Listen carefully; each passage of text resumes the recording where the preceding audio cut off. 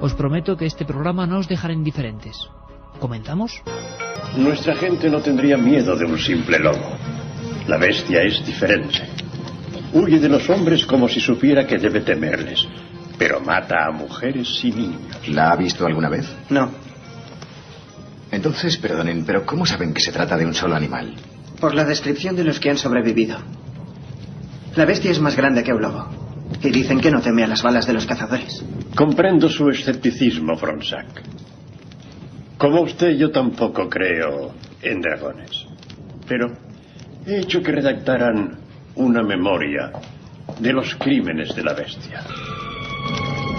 Hice abrir un hospital para las víctimas de la bestia en un antiguo priorato.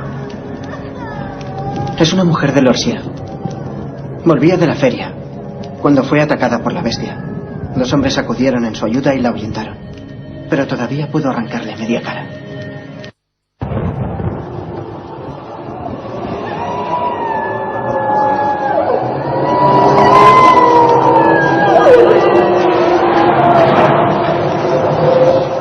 Un hecho absolutamente real ocurrió en la región del Gévaudan en 1764. Decenas de víctimas, la mayoría mujeres y niños. Se habló de un gigantesco lobo, de un simio, de un oso. Incluso también se habló de licántropos.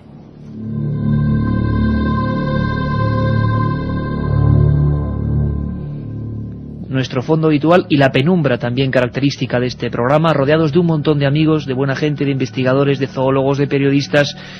El equipo de guardia durante este verano: Katia Rocha, Carlos Barroso, Carmen Porter, buenas noches. Buenas noches, Iker.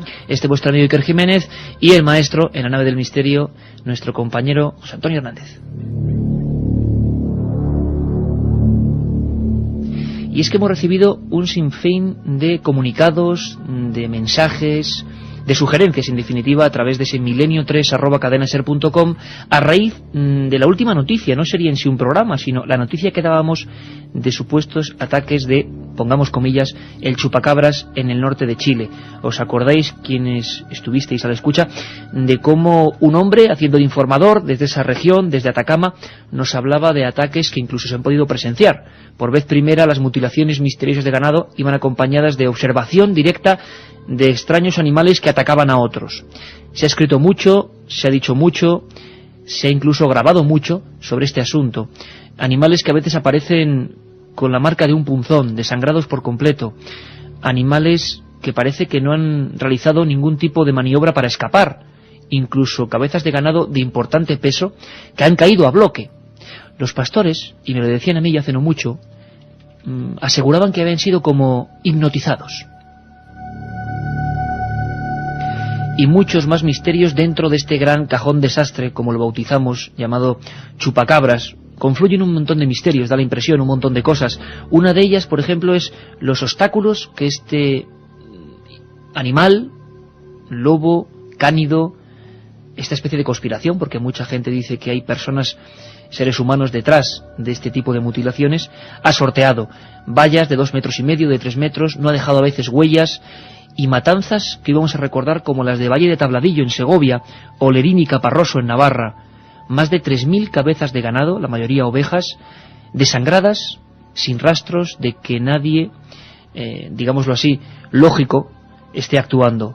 Miedo, temor en diversas capas de la sociedad, personas que yo mismo he podido entrevistar que no llevaban a la gente a la escuela, a sus hijos, por miedo a esa bestia, que nos ha recordado esta historia, esta introducción que hacíamos con El Pacto de los Lobos. Una película, ficción por supuesto, pero basada en ese hecho real. Ocurrió en 1764, por lo tanto el misterio, si es el mismo, es añejo, es antiguo. Algo ocurre en nuestros campos, de vez en cuando, esporádicamente, un intruso agresivo acaba con el ganado y luego desaparece. Se esfuma, no se escucha más su triste lamento. Y es que la bestia de Gévaudan, Carmen Porter, fue una historia que llevó a movilizar a científicos, a expertos naturistas de la época. Hubo batidas y al final no se supo qué es lo que era. Se dicen que, bueno, se supone, se comenta que hubo una especie de captura de un animal gigantesco, grotesco, que parecía un gran lobo, con el morro mucho más afilado, pero al final los huesos no se pudieron analizar correctamente y nunca sabremos si esa criatura fue la que causó muertes de personas en Francia y la que generó que, por ejemplo, hoy, en esa comarca del Gavaudan, hay una escultura donde unos niños se enfrentan con una lanza a ese monstruo. No supimos nunca nada de esta historia, ¿no? Como todas las que vamos a contar hoy, se cortaron en un punto concreto. Sí, todo comenzó en el verano de 1764, durante el reinado de Luis XV. En Francia apareció una bestia extraña en la localidad de Gevaudan, que durante más de 3 años hirió y mató a numerosos animales y hombres, pero sobre todo, Iker, un dato muy interesante, elegía a mujeres y a niños. Debido a la multitud de muertes que se estaban registrando, el caso llegó a ser asunto de Estado y la bestia se convirtió en un problema nacional. Las descripciones de aquellos que sobrevivieron a sus ataques, que se trataba de un animal mucho más grande que un lobo, con una gran cabeza, hocico alargado y puntiagudo, pelo gris, con una gran raya negra que le atravesaba todo el lomo, orejas cortas y grandes y afilados dientes. Además se ayudaba de unas enormes garras y una larga cola. Cuando se disponía a atacar, reptaba por el suelo e inmediatamente se levantaba sobre sus patas posteriores para asestar a sus víctimas un mordisco en la garganta y después comerse su corazón y pulmones. En la época se dieron todo tipo de hipótesis, como bien has dicho, que era un simio, un oso, un lobo de los Alpes, una hiena, e incluso se rumoreó con la posibilidad de que se tratara de un hombre lobo. Pensaban que podría tratarse también de un lobcarú, una especie de hombre que después de pactar con el diablo recibía una piel de animal y un ungüento con el que se frotaba para convertirse en lobo. En 1765 un experto cazador de lobos y teniente del ejército real, que era llamado Antoine de Ventuer, creyó haber dado muerte a la bestia, pero no fue así, porque los ataques continuaron. Solo cesaron cuando el campesino Jean Chastel cazó un extraño animal que decían era la bestia de Gavaudan.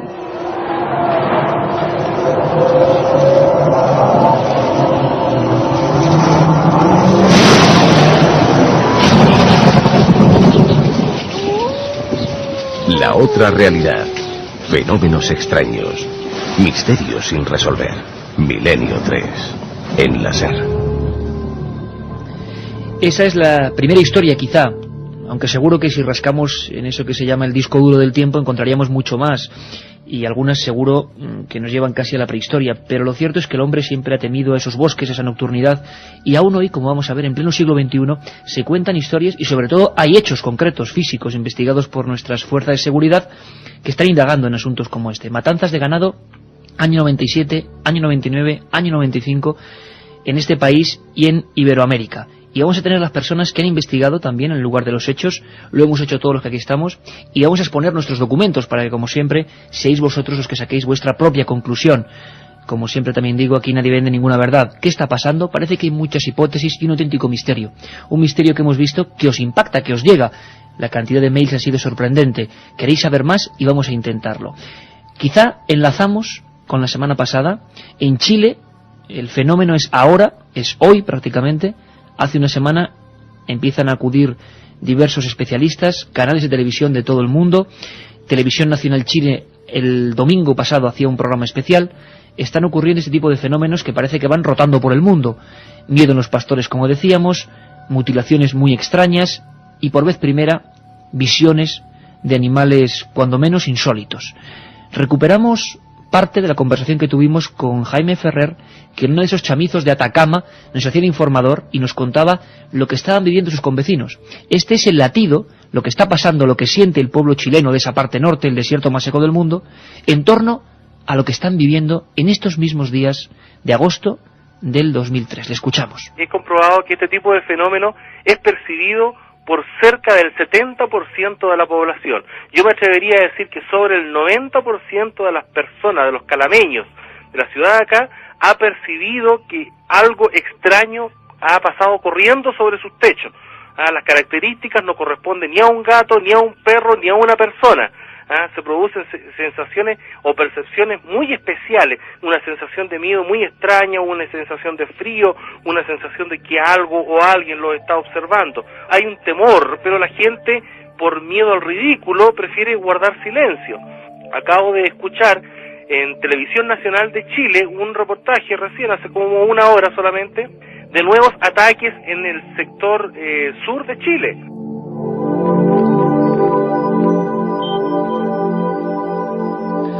Esa es la noticia, la actualidad, lo que está ocurriendo ahora mismo. Y como vemos, el fenómeno nunca es nuevo, casi ningún misterio es nuevo, siempre viene de un antes, de un pasado que ya se oculta en las brumas del tiempo. Javier Sierra, director de la revista Más Allá, compañero de este equipo y sobre todo buen amigo, que es lo importante, y con alma de investigador. Se marchó a Costa Rica en el año 96, ¿no, Javier? Eso es, en la primavera de 1996. Porque estaban ocurriendo los primeros casos que empezaron de verdad a alarmar al público, sobre todo de habla hispana. Y es cuando se funda el término chupacabras, ¿no? Sí, se había formado ese término, pues, poco más o menos un año antes, más o menos en Miami, ¿no? Cuando buena parte de la población en torno a Fort Lauderdale empezaron a recibir, bueno, pues noticias de que estaban muriendo cabezas de ganado y animales domésticos. Yo no le di demasiado crédito, aunque esto se vinculó rápidamente al tema OVNI y a las mutilaciones de ganado que en los años 70 y 80 habían acosado todo el suroeste de los Estados Unidos. Se vinculó, discúlpame Javier, porque en los lugares donde había mutilaciones o aparecían animales, los pastores y testigos decían que habían visto cosas en el cielo también, ¿no? Sí, cosas en el cielo e incluso la criatura, es decir, hablaban de una criatura de pequeño tamaño, ojos rojos, cola casi de saurio, era como una cosa un poco extraña, que era la que se abalanzaba contra sus víctimas, les practicaba 1 o 2 orificios según las latitudes en la parte derecha generalmente del cuello y les desangraba. En el caso de Costa Rica, yo llego, como te decía antes, en la primavera del 96, en el mes de abril, y las portadas de todos los periódicos de ese pequeño país, un país de 50.000 kilómetros cuadrados, se ocupan a diario de este asunto del chupacabras. Me pongo en contacto con algunos compañeros de los medios de comunicación de allá y veo cómo trabaja la prensa, que es una cosa muy curiosa. Me embarco en una especie de misión itinerante a la caza del chupacabras. Un equipo del diario Extra de Costa Rica, de San José, en un Isuzu 4x4, se dedicaba a recorrer de arriba abajo la franja de tierra de Costa Rica con la frecuencia de la policía pinchada. De tal manera que muchas veces el todoterreno, el 4x4 del periódico, llegaba antes al lugar de los hechos que la propia policía. Y eso pasó la mañana del 13 de abril de 1996. Con estos compañeros del diario Extra, notamos que la frecuencia de la policía estaba diciendo que el chupacabras acababa de atacar en un pequeño poblado a las afueras de San José llamado Jericó. Nos presentamos allí de inmediato, la policía llegó 1 hora después, y lo que encontramos fue algo que yo no he vuelto a ver nunca, al menos de forma tan inmediata. Una cabra acababa de ser atacada, apenas hacía unas horas, por una criatura que vislumbraron algunos testigos. Era una especie como de mono de 1 metro y poco de tamaño, con los ojos rojos, que se perdió rápidamente entre la maleza. Y la cabra en cuestión tenía 2 orificios perfectos, del tamaño, del diámetro de un bolígrafo. Yo coloqué mi bolígrafo en cada uno de los agujeros, que eran perfectos. No tenía nada de sangre, y lo que más me llamó la atención, Iker, fue el momento en el que pude levantar la cabra prácticamente sin esfuerzo, es decir, había perdido buena parte de su peso. No había huellas alrededor, no había señal de violencia, era una única cabra doméstica en un patio grande trasero de una casa. Tenían perros, la familia, los perros no habían alertado, la cabra no había proferido ningún tipo de sonido, ni se había inquietado, ni había notado nadie de la familia este ataque, y al amanecer fue cuando la descubrieron muerta y desangrada. Y la investigación de Javier prosiguió por aquellas tierras, topándose con diversos testimonios, igual que está ocurriendo ahora mismo en Chile, y como pasó en España. Llegaste incluso, Javier, hasta Juan Diego Castro. Sí, el ministro de Seguridad de Costa Rica. Bueno, hablé con el ministro de Seguridad, con la gente de la Oficina de Investigación Judicial, que es una especie de FBI costarricense, pero el ministro de Seguridad en aquellas fechas estaba empezando a tomar conciencia de lo que en las siguientes semanas se convertiría en un problema nacional. De hecho, tenemos una grabación en la que cuenta un poco esta preocupación. Pues aquí, resumidamente, observamos sobre todo la sensación de quizá de miedo, de inquietud, que es la misma que se envuelve en los hechos donde ocurre el chupacabras o donde acontece este tipo de mutilaciones misteriosas que, como siempre, y lo hemos repetido varias veces, en determinado momento desaparecen. Simplemente se deja de informar, deja de haber animales muertos en los campos. Escuchamos, por lo tanto, a Juan Diego Castro, ministro de Seguridad de Costa Rica, hablando con Javier Sierra y mostrando su sincera preocupación. Le puedo asegurar que de repetirse un caso de estos, nosotros vamos a intervenir para que quizá no solo la policía judicial, porque bueno, habría que ver si eso es un delito o no es un delito, sino que las autoridades científicas, las universidades, el Ministerio de Agricultura, el Colegio de Veterinarios, la Escuela de Veterinaria de la Universidad Nacional. A mí me extraña mucho que no haya intervenido la Escuela Veterinaria, que no haya intervenido el Ministerio de Agricultura en todo el problema. Ahora sí estamos en una hora capicúa, 22:22, todo el equipo, el maestro Hernández en la técnica y, bueno, sumergiéndonos en una esfera que es la del chupacabras, la de las mutilaciones de ganado y, como veremos, tiene muchas directrices y probablemente muchas caretas, muchas máscaras. La verdad es que tenemos a un compañero que ha estado varias veces con nosotros, que últimamente, con la pasión que ha desatado por África, ha recibido un montón de mails a ese, Carmen, me olvido siempre, Milenio3. Milenio3 con número @cadenaser.com. Milenio3 @cadenaser.com. La verdad es que ha habido un montón de comunicaciones, Fernando González Siches, sobre animales extraños, sobre qué puede haber detrás de estos ataques y sobre todo a raíz de las últimas informaciones que nos trajo Carmen y Jaime Ferrer desde Atacama. Como zoólogo, sé que eres un apasionado de la aventura también, de los animales misteriosos que están ahí al margen de lo descubierto. Escuchabas muy atentamente a Javier.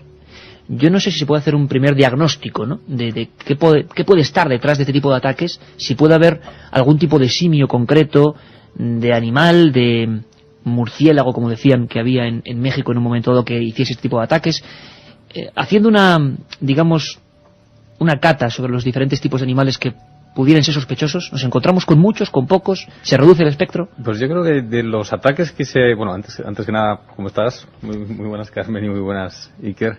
Pero yo creo que en el chupacabras se ha metido, como bien decías el último día, es un cajón desastre enorme y se han metido muchos casos muy diferentes.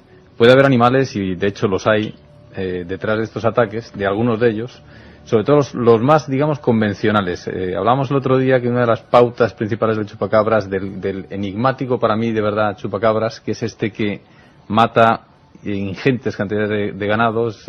Hablábamos antes de cifras de 2.000 cabezas aquí en España, en Navarra, en poco tiempo, que además los animales no se asustan mientras se están matando, es decir, o están narcotizados de alguna manera, que además es un animal. Bueno, un animal, para mí no es un animal, pero es el atacante hace cortes perfectos, se producen quemaduras.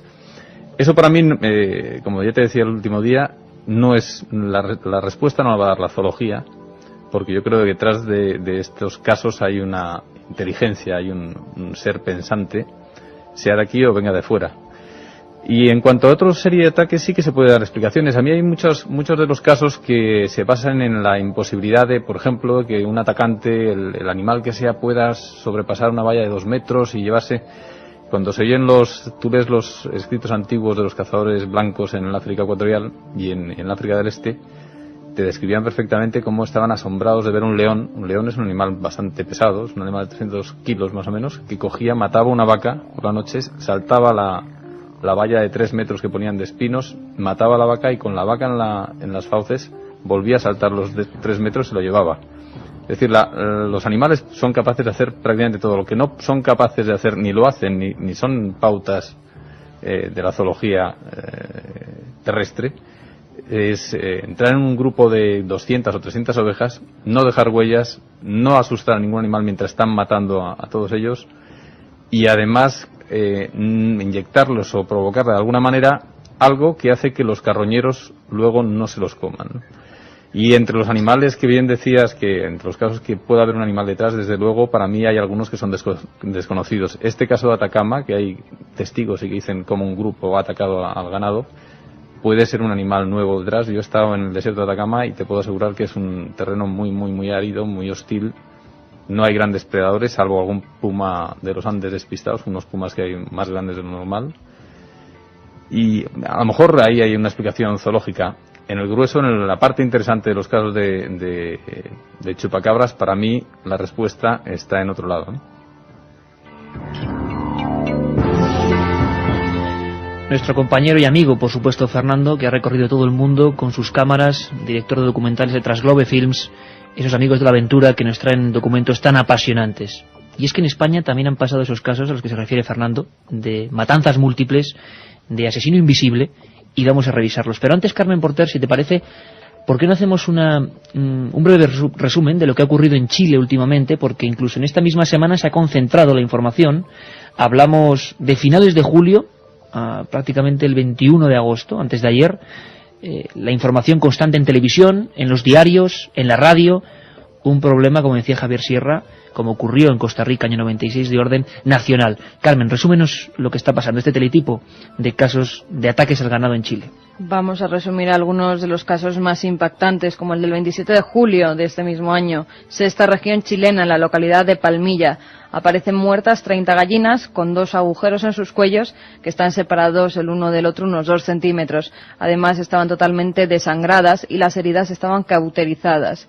17 de agosto, Malpaisillo, en las localidades del Barro, la calle Real de Tolapa y Las Marías, se encontraron muertas 55 cabras y varias ovejas. Los vecinos describen a un animal como de un tamaño de coyote, con patas delanteras más cortas que las traseras, de color negro y 2 colmillos grandes y amarillos. Un día más tarde, el 18 de agosto, en la población de Idahue, en la granja de Samuel Bustos, además locutor de radio, hacia la medianoche se comienzan a oír unos extraños ruidos. Él sale al patio para ver qué puede pasar, pero no observa nada extraño. A la mañana siguiente encuentra muertos a todos los patos que criaba su mujer. Tenían 2 orificios en sus cogotes y había una huella en el barro parecida a la de un perro, pero mucho más grande. También una vecina suya encontró muertas a sus aves y con las mismas heridas. Esteban Hidalgo, un vecino de la localidad, asegura que vio a una criatura negra de 1 metro de alto que estaba agazapada entre las matas, y otros vecinos dicen ver una extraña ave parecida a un murciélago pero muchísimo más grande.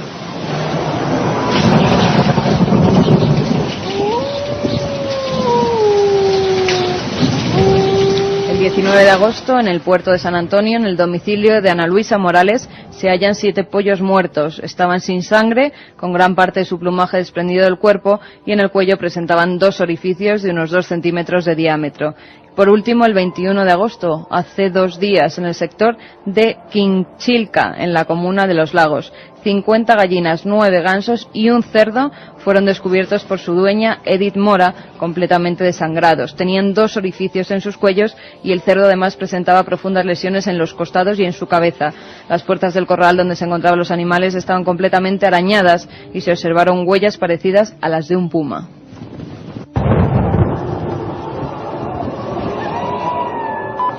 Un modus operandi cuando menos curioso. Así ocurrió en España, y vamos a escuchar documentos que nunca se han emitido en radio de los pastores, de su temor. Si os parece, Javier y Fernando, los escuchamos rápidamente porque nos van a hacer la radiografía de lo que pasó allí, lo que ocurrió, lo que vivieron, lo que sintieron, batidas, escopetas, y luego opinamos, si queréis, sobre qué ocurrió concretamente en Valle de Tabladillo, Segovia. Un total de más de 1.500 cabezas de ganado solo en esa región, en apenas 2 días. Vamos a escuchar primero, si os parece, a Rufino Martín. Rufino Martín, pastor, el número, si no nos falla, son 324 ovejas. Pero antes una advertencia. Tomás Poza, otro pastor que se encargaba en ese momento del rebaño, las encierra en un pretil, esas más de 300 ovejas, cae la noche, en apenas 1 hora, un agresor desconocido y esporádico entra, las mata a todas, algunas con un solo punzón, sin sangre, y ninguna de ellas, a pesar de que la puerta se abre, huye.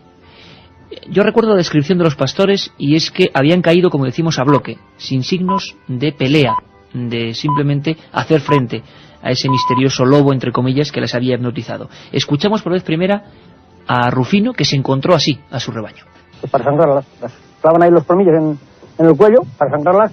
Te dicen que es lo que más le gusta la sangre, y casi todas las que estaban muertas, vamos, casi todas no, había por lo menos 15 o 20 que estaban sangradas así del cuello, sin sangre, esas las chupan la sangre y van por otra, hasta que se cansan, claro.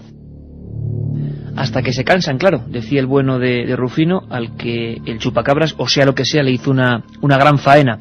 Amós Fresnillo era otro de los hombres que estaba allí con nosotros viendo las ovejas muertas, un espectáculo increíble, al que no se acercaba ningún carroñero. Lo escuchamos rápidamente Amos hablaba de un solo punzón. La mayoría tenían un solo colmillo. Incluso la Guardia Civil, que investigó los hechos ante las pertinentes denuncias, hablaban de un animal, de un cánido con un solo colmillo, que hubiera actuado de esta forma, a modo de vampiro. Escuchamos a Amos Fresnillo. Pues las marcas, concretamente, es como una especie de punzón que lo meten en el cuello, se la sangran, se beben la sangre y así mueren.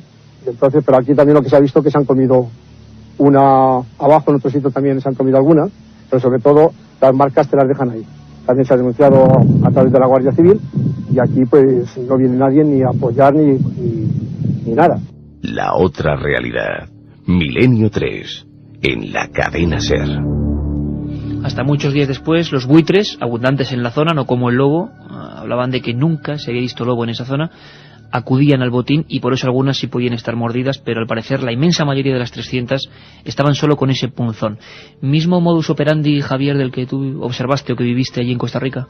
Pues prácticamente sí. De hecho, una de las hipótesis que se barajaron en Costa Rica en aquella época, que podía ser algún tipo de lobo o incluso de un vampiro, se llegó a hablar en aquella época, eran prácticamente las mismas hipótesis que se barajaron en España unos meses después, porque lo de Costa Rica ocurría en abril, en la primavera del 96, y en España comienza a desatarse este fenómeno, sobre todo en el norte, entre Vizcaya, Burgos y Navarra, a partir del verano de ese año, ¿no?, del 96.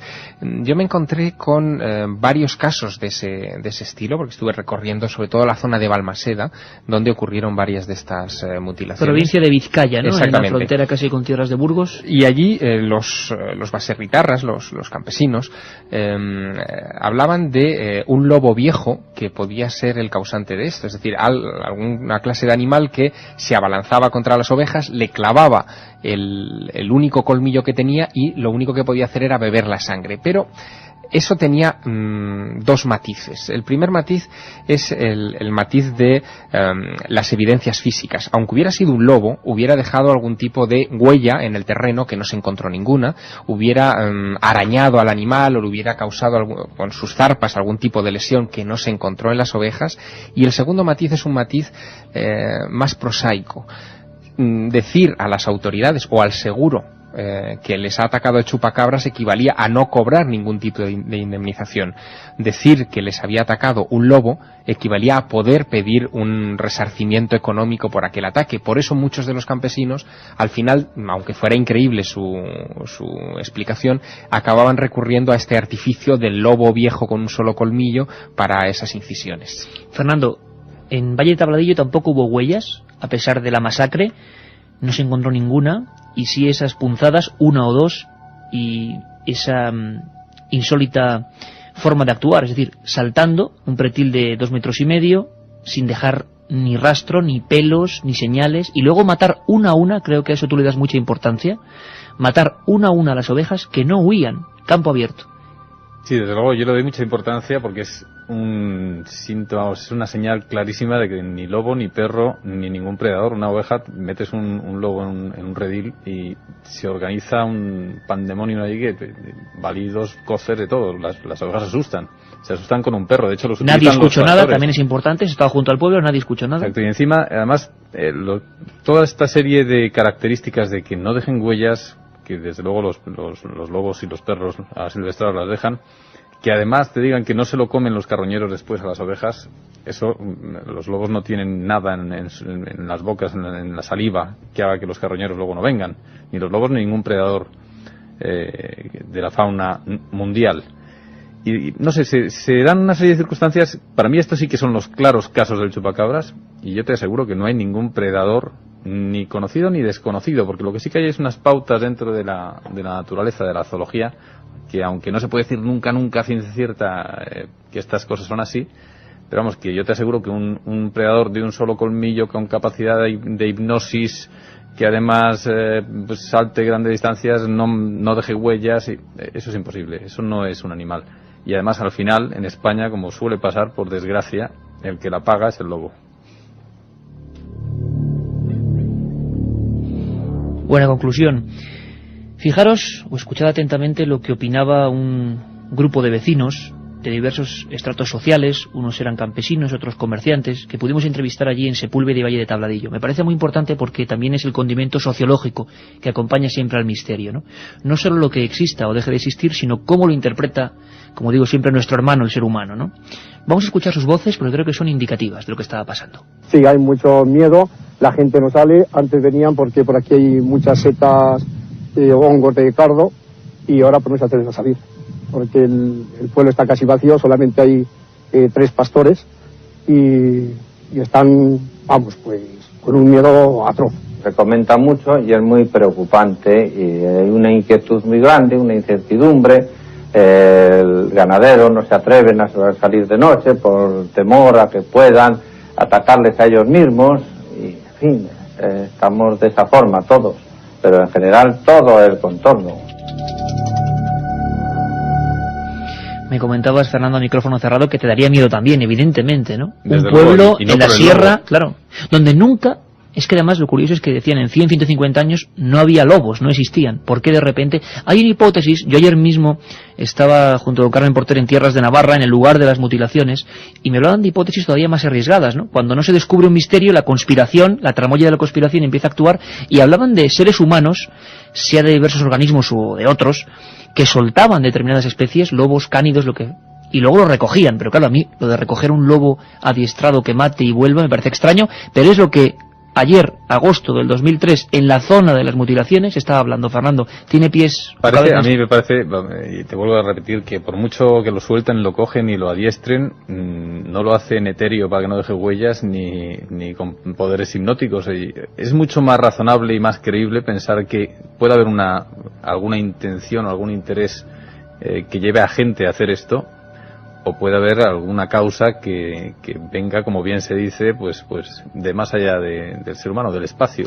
Has dado una clave importante, gente que pueda hacer esto, grupos de personas, seres humanos, porque es lo que se especuló también, por ejemplo, en el primer caso, y Javier lo conoce bien, en el que se habló de estos temas. Todavía no se conocía el fenómeno chupacabras, año 79, si no recuerdo mal, en una barriada muy popular en Tenerife, en Taco, empezaron a surgir este tipo de fenómenos, pero además lo curioso, no sé si ha repetido o no, luego comentaremos, que eran perros guardianes, incluso las víctimas, perros guardianes, no solo animales como ovejas, cabras.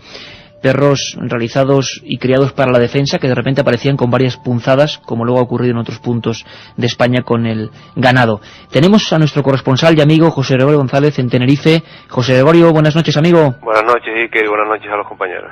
A ti te sonaba todo esto, ¿verdad? Porque tú lo viviste casi a flor de piel. Año 79 en Taco pasaron cosas realmente insólitas. ¿Podrías contar un poco a toda la audiencia de Milenio 3 qué pasó en ese quizá primer caso de ataques de chupacabras en España? Sí, la verdad es que estaba escuchando los datos que se estaban dando y en muchos detalles pues son bastante parecidos. Bueno, los hechos de Taco comienzan o arrancan el 29 de abril del año 1979, un domingo, cuando el guardián de una fábrica de este barrio de Santa Cruz pues descubre que uno de los 2 pastores alemanes, de los fieros pastores alemanes que tiene de vigilante, pues está muerto, presenta 2 orificios, está totalmente desangrado. E incluso posteriormente se comprobaría que le habían sido extraídas varias vísceras.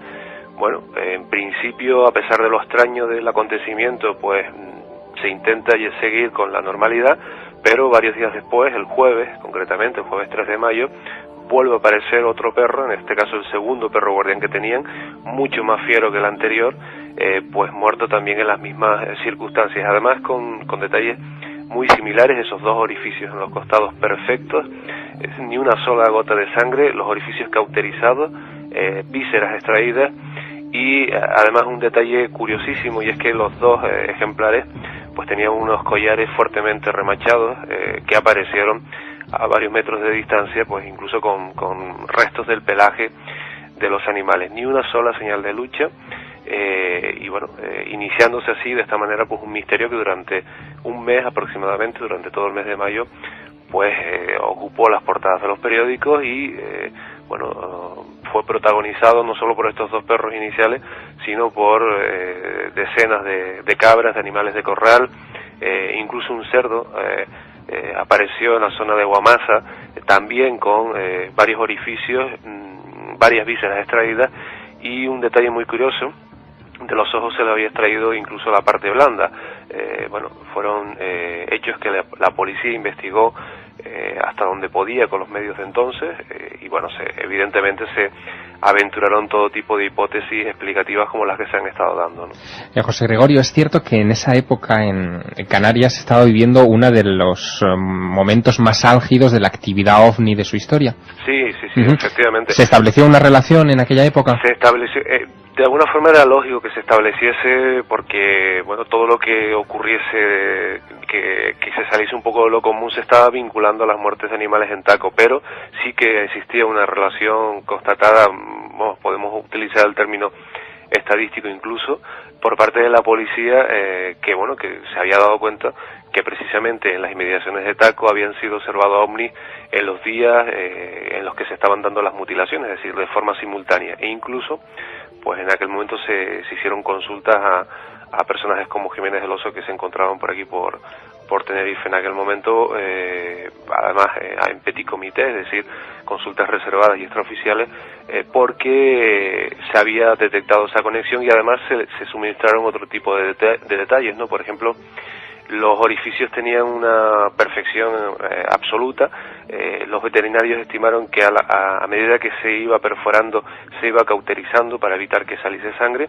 Tenían 3 centímetros de diámetro, y los animales aparecían, y esto es muy curioso, porque posteriormente se han registrado algunos casos dentro del fenómeno del chupacabra, aparecían totalmente empapados, mojados, pero sin embargo el entorno estaba completamente seco, ¿no? Es un detalle realmente curioso que añadía extrañeza a este asunto, ¿no? José Gregorio, tú que hiciste un gran trabajo, llegaste a publicar incluso las fotografías de la policía científica investigando, de la Guardia Civil investigando los hechos, algunas fotografías francamente desagradables de esos pobres animales mutilados. Una de las hipótesis que corría con más fuerza por la barrera de Taco era la de las sectas satánicas, sectas o grupúsculos más o menos delirantes que buscaban animales para sacrificio. ¿Se pudo llegar a algún tipo de conclusión a ese nivel? No, al final todo fueron conjeturas. Por un lado se pensó que si era algún tipo de grupo sectario, y bueno, digamos que se rescataron viejas historias ocurridas en la isla con dramáticos finales.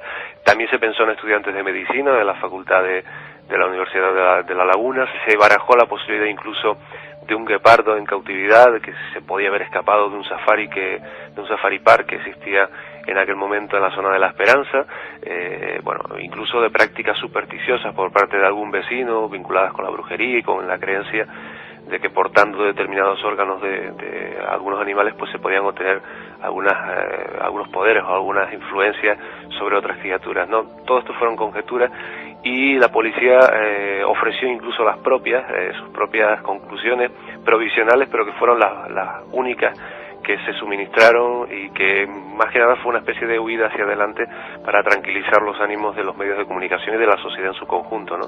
Ellos propusieron que en algunos casos los animales habían muerto por causas naturales, y posteriormente las ratas habían hecho de las suyas, abriendo los orificios y extrayendo la sangre y las vísceras, y en otras ocasiones que también podían haber sido ajustes de cuentas, porque los perros podían haber atacado a alguna persona y se hubiesen vengado posteriormente las víctimas de estos animales, ¿no?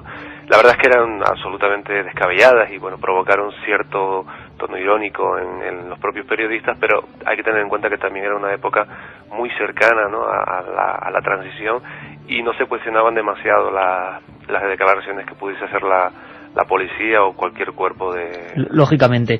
Fernando quiere hacerte una pregunta. Sí, José Gregorio, ¿qué tal? Soy Fernando. Oye, ¿hubo alguna huella? ¿Se vio alguna huella alrededor de los cadáveres? No, nunca apareció ni una huella, ni una señal de lucha. No, evidentemente tú te estaba escuchando antes lo del poder hipnótico en los nuevos casos ocurridos recientemente.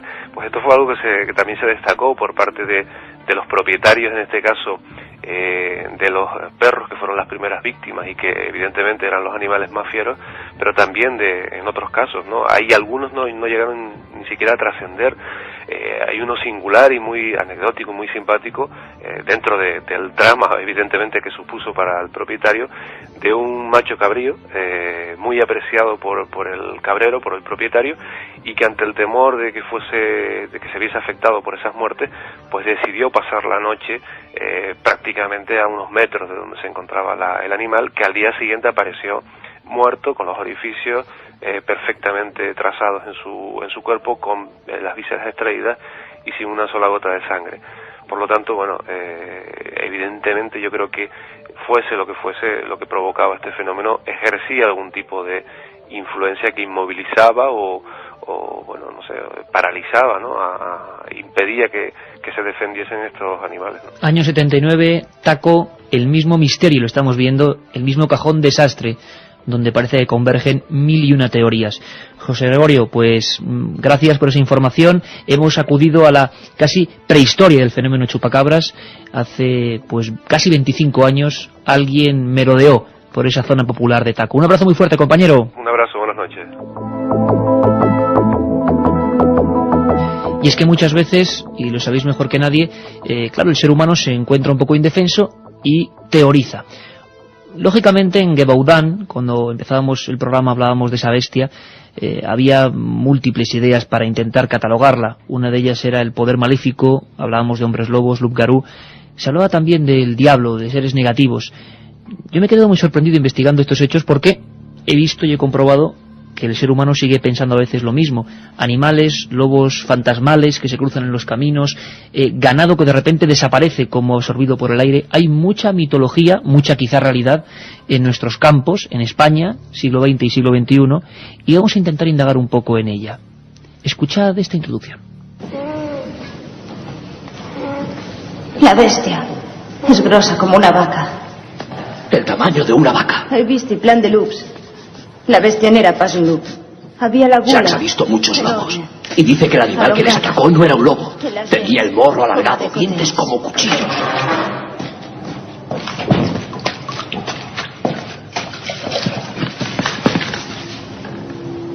Si no era un lobo, ¿qué era entonces? Un diablo. Caballero, ha matado a una chica cerca de Saint-Alban.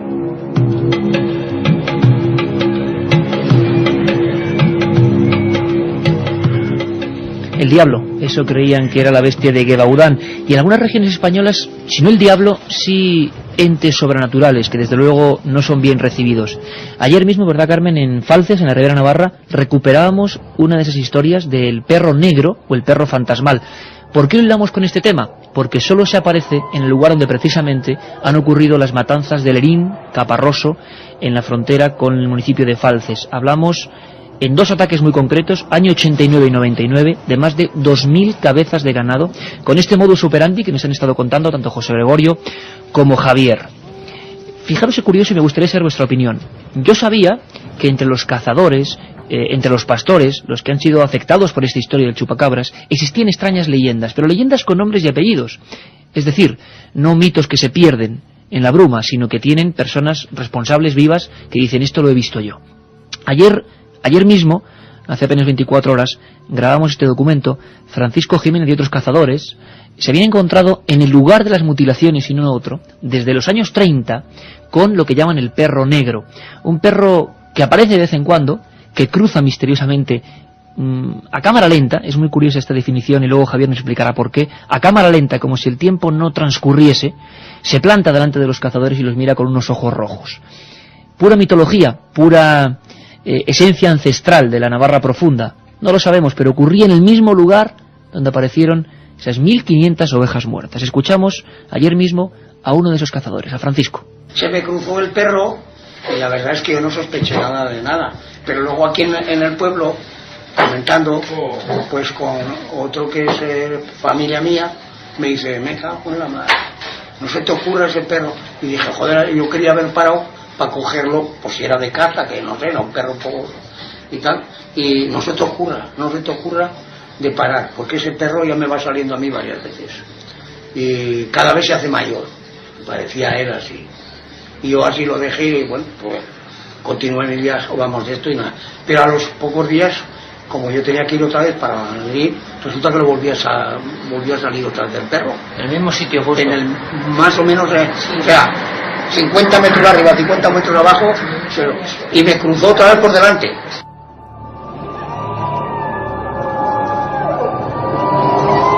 La escena sería la siguiente. Además, los coches habitualmente, como luego nos comentaba Francisco, perdían fuelle, se detenían a veces casi incluso en el lugar de los hechos. Ricardo, otros cazadores nos hablaban del miedo absoluto, incluso este Ricardo, ¿verdad, Carmen? Persona ya difunta, hablaba en palabras de mi abuelo y de los que le recordaban, como para él, esto es cuestión de creencias, era algo diabólico, algo extraño. Y justo en ese punto, entre Falces y Lerín, habían aparecido las cabezas de ganado. Tiempo que se ralentiza. Un coche, quizá a esta misma hora, en la noche, carretera Falces-Lerín, kilómetro 15, y ese perro que aparece, que no se parece a ninguno, que tiene ojos casi reflectantes, y que provoca esa inquietud en gente que conoce perfectamente el mundo de los perros. Tiempo que se detiene. Otra cosa importante, Javier, ¿sabes por dónde voy? Sonido que desaparece. El campo se convertía en una burbuja. Misterios que pasan, ¿no? Y que ocurren. Y que tiene un nombre. Los investigadores llaman desde hace muchos años a este tipo de situaciones que se producen en lugares muy concretos, siempre suelen ser las mismas zonas geográficas, zonas ventana. Zonas ventana quiere decir ese tipo de enclaves en los que se producen muchas cosas anómalas a la vez en periodos de tiempo muy intensos. Pueden ser apariciones de animales extraños, generalmente, y vuelvo a insistir en ese pequeño detalle que hablábamos con respecto a Costa Rica, con los ojos rojos, que es una constante universal, este tipo de criaturas con ojos rojos. Apariciones de ovnis, coincidiendo con mutilaciones de ganado, como en el caso de Taco, gente que sufre mareos o extrañas sensaciones de vómito o de malestar en esa zona en concreto durante meses, y después la gente puede pasear normalmente cuando ha pasado un cierto tiempo. Son zonas ventana, o sea, lugares donde se concentran este tipo de anomalías. Fernando, ¿sería normal la actitud de ese perro, si es un perro de carne y hueso, que se cruzase durante tantos años? O sea, un perro que alcanzaría 60, 70 años, creo que es una aberración zoológica, ¿no? No me digas nada más, y siempre cruzándose en el mismo camino y como advirtiendo. Este hombre, Ricardo, decía que, claro, daba mucho miedo. Hablábamos o escuchábamos ese corto de La bestia y el botón es el diablo, algo maligno, pero que tampoco, si quería hacer daño, lo hubiera hecho, ¿no? Siempre en el mismo lugar, casi como dicen que hacen los espectros o fantasmas, desistir estos, ¿no? Recorrer siempre un mismo camino. Muy difícil esa actitud, ¿no? Es imposible, vamos, desde luego el mismo perro es imposible por edad. Descripción exacta siempre, y además, decenas de cazadores. No tiene sentido que esté durante tantos años en el mismo... Hombre, no son territoriales, no tiene... O sea, es un perro doméstico, ¿no? Y además, lugar llano, ninguno. Sí, para más información, Fernando, lugar perfectamente llano, donde ni se le cazó, ni tampoco ahora en el 99 el responsable de las mutilaciones. Hicieron varias batidas por parte de la Guardia Civil y nadie cazó absolutamente nada, ni se vio ni siquiera la sombra de este agresor nocturno. Pero todavía hay cosas más extrañas con el ganado, con los supuestos lobos o agresores, como decimos. Ha habido casos, hemos recogido varios, en Extremadura también, de desaparición insólita en lugares inaccesibles, desaparición de ganado. Creo que tenemos al otro lado telefónico a Ángel Briongos, desde Zaragoza, en Teruel concretamente, en la zona de Celadas, descubrió unos hechos realmente insólitos. Ángel, buenas noches. Hola, buenas noches, Iker. Ángel, ¿qué pasó exactamente en Celadas en 1996? Uno de los casos más raros que seguro tú te has encontrado nunca, ¿no? Pues sí, conjuntamente con otro ocurrido en el 2000 en otro lugar, pues es uno de los más extraños, ¿no? Porque en Celadas desaparecieron en cuestión de 8 horas aproximadamente, desde la 1:30 de la tarde hasta las 9 de la noche, que habían dejado una paridera con un montón de ovejas, pues desaparecieron unas 163 ovejas, de las 700 aproximadamente que había allí. Pues se comienza a complicar la historia cuando se interpone una denuncia ante la Guardia Civil, lógicamente, porque aquello no es normal. Los pastores llegan allí, ven que realmente el tumulto de ovejas, pues aquí falta algo. El perro que las acompañaba, llamado Caparra, curiosamente tampoco estaba, y que volvió a las 2 horas de haber llegado a las 9 de la noche aproximadamente los pastores, y entonces se encontraron con que el perro venía sin esas ovejas que ya habían detectado que faltaban allí, ¿no? ¿Qué ocurre? Se acercan a la Guardia Civil a la mañana siguiente, pone la denuncia, la Guardia Civil empieza a investigar y se da cuenta de que tras seguir las huellas y lógicamente los excrementos de los animales, imagínate en una zona de montañas en las que no hay absolutamente ningún camino para que pueda acceder un camión de grandes dimensiones para transportar nada menos que 163 ovejas, y se encuentra con que a partir de ahí el camino se corta. nada más, la carretera más cercana a 4 kilómetros de distancia, carretera asfaltada, y el camino empedrado con baches impresionantes en los que apenas puede pasar un vehículo a 6 kilómetros de la paridera donde habían desaparecido las ovejas. Ángel, ¿y os quedéis sorprendidos? Sois de los primeros en acudir, los primeros como informadores, como investigadores del asunto, pero lo curioso es que no hay ninguna huella, digamos, de seres humanos cerca, suponiendo que personas hubiesen hecho alguna especie de tropelía, y tampoco de rodadas, ¿no?, de vehículos. Nada, Iker, absolutamente nada. Estamos hablando de que 163 ovejas pues deben pesar bastantes toneladas. El camión ya de por sí lo tendría que pesar también, ¿no? Ahora no recuerdo exactamente los cálculos que hicimos, que no fueron publicados, porque claro, podría variar de 1 a 2 camiones, podría variar un camión mucho más grande para introducir tal cantidad de ovejas con 2 pisos en vez de 1, en fin, entonces todo aquello hubiera dejado unas huellas, lógicamente, que hubieran detectado pues en un momento al día siguiente, ¿no? De hecho, la Guardia Civil investigó con medios tecnológicos y demás, no detectó ninguna huella, llegaron incluso a ver si podrían estar enterradas en la tierra, porque desaparecían allí donde acababa el rastro, ¿no? ¿Dónde han ido a parar, no? Gracias, Ángel Briongos. Celadas, Teruel, otro misterio, ganado que desaparece de forma imposible, sin vehículos, sin huellas, sin rodadas, en lugares inaccesibles. Fernando, nos queda mucho por descubrir del misterio del chupacabras si catalogamos chupacabras como eso, como un inmenso saco sin fondo donde ocurren un sinfín de enigmas, ¿no? Efectivamente, yo creo que en la divisoria que hay entre lo que corresponde a casos de animales conocidos o desconocidos y ese otro chupacabras, para mí más representativo del fenómeno en sí, pues queda todavía por descubrir prácticamente todo. Hay muchas más interrogantes que contestaciones. Que eso es lo que siempre sostiene la filosofía de este programa, ¿no? Las interrogantes siempre están ahí, porque animal, lobo y perro salvaje sí que hay que dejarlo claro, sí que pueden ser la principal causa de mutilaciones lógicas y características, pero sí, no con cauterios, no con quemaduras, sino con... dejan huellas y los animales asustan y ahí se nota claramente. Si además cada animal, los ataques de los animales suelen dejar sus señas de identidad como especie. Y es perfectamente determinable qué animal ha atacado a una presa en función de las heridas y las zonas que se han comido de la presa. Entonces, los casos de ataques de cánidos o de félidos son perfectamente determinables por algún experto, claro. Javier, un misterio que ya es clásico, ha empezado en el siglo XX, sabemos que viene de más atrás y que seguirá dándonos mucho que hablar, ¿no? Mucho que hablar, y que tiene un componente que yo creo que es extraordinariamente inquietante, es su inteligencia, porque se trata de una criaturas o inteligencias que atacan selectivamente. Yo me he encontrado incluso casos en los que seleccionan ovejas solamente para atacarlas, solamente aquellas que están embarazadas. Distinguirlas en medio de un gran rebaño y atacar solamente a aquellas criaturas que están embarazadas requiere una inteligencia zoológica por encima de lo que tiene un lobo o cualquier criatura salvaje. Ahí está el enigma y así lo hemos contado. Un abrazo para toda la audiencia de Milenio 3. A 22 millas de la costa de Gijón, justo encima del caladero de Carrandi, una cuña, una fosa abisal que nos lleva a 4.000 metros de profundidad hasta un lugar inhóspito, un lugar sin luz, sin sonidos y habitado por seres con un aspecto horripilante, con un aspecto de pesadilla, muchos de ellos todavía no catalogados por la ciencia.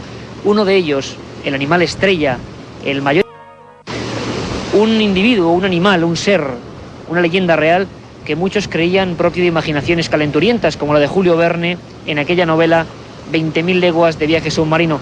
Pero de un tiempo a esta parte, precisamente aquí en Carrandi, los pescadores, las personas que utilizaban palangre o que arrastraban redes de bajura, han encontrado hasta 15 cadáveres de este tipo de seres. Cadáveres que podían llegar a medir 15-16 metros, pero nunca se ha visto uno de ellos vivo. Nunca se le ha grabado, se le ha filmado en libertad, en su hábitat real. No se sabe ni cómo come, ni cómo se desarrolla, ni cómo se reproduce. Es un auténtico monstruo que sabemos que está aquí abajo, que existe. Y Traslobe Films, una de las productoras más importantes de Europa, ha diseñado lo que llama Proyecto Kraken. Este mismo barco, desde el que ahora estoy hablando, desde el que el equipo de Milenio 3 está hablando, mecido por el oleaje, ahora mismo tremendamente fuerte, el barco investigador, pintado en verde, un tanto rumbroso por tantas misiones ya realizadas en estos mares, El agua sube prácticamente ahora hasta nosotros y aquí se está fraguando esta historia digna de los aventureros, digna de aquellas personas del siglo XIX que investigaban lo desconocido sin miedo a nada. Así es la gente de este proyecto Kraken. Y aquí estamos, Milenio 3 no se conforma con dar las noticias, sino está donde ocurren los hechos. Esa es nuestra filosofía. Y nuestro equipo, Carmen Porter, Carlos Barroso, Katia Rocha y este que os habla, Iker Jiménez, estamos aquí, micrófono en mano, con el micrófono de la cadena SER, para, por vez primera quizá en la historia, describir nuestro abismo, el abismo que está bajo las costas españolas. Estamos viendo ahora mismo imágenes increíbles, imágenes de tiburones de aspecto ciego, de peces de forma anguiliforme, con grandes bocas, que pasan ahora mismo delante del monitor 2 de la cámara instalada por Trasglobe a 1000 metros de profundidad. Una obra de verdad titánica, con muchos impedimentos. El mar está causando problemas, las condiciones climáticas quizá no son los mejores, pero aquí nadie se echa para atrás, ni mucho menos. Un programa, lo comprobaréis, distinto, diferente a los demás.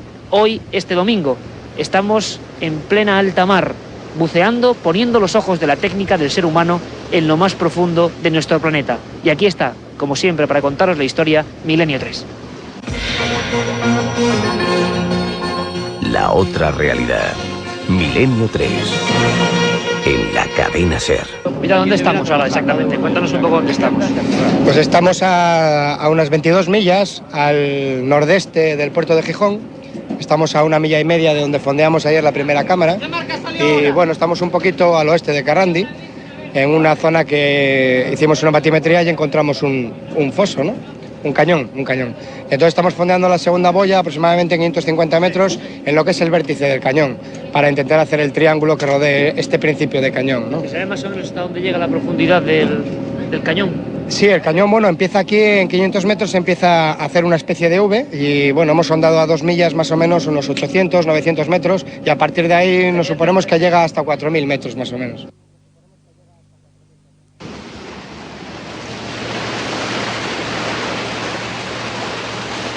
Y nos encontramos ya en esta especie de puente de mando junto a los monitores, y a un lado tenemos el agua prácticamente entrando por el casco.